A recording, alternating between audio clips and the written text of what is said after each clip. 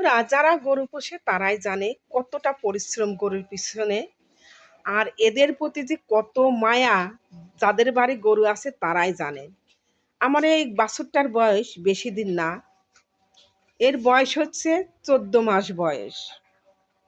একে এখনো 2 বছর পর্যন্ত রাখবো।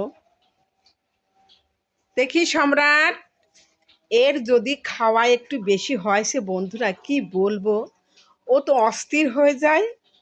সে মানে এমন অভিনয় করে, লাস্ট পর্যন্ত কি করা লাগে, ওকে বিট লবণ খায় তেবে গাও ঠিক হয়, তাছাড়া ঠিক হয় না। দেখেন আমার সম্রাট কথাও শোনে। সম্রাট, মাথা উঁচু করো, মাথা উঁচু কর। এই দেখেন মাথা উঁচু করলো। হ্যাঁ করো তো। কি খাচ্ছ সম্রাট বাবু? ওরে বাবা, কি খাচ্ছ? জিভ দেখে, জিভ জিভ জিভ জিভ। ওরে বাবা, কি খাচ্ছে! বন্ধুরা, খুব আদরের জিনিস। দেখি মাথা উঁচু করো। দাঁত দেখাও তো, দাঁত, বন্ধুদের দাঁত দেখাও।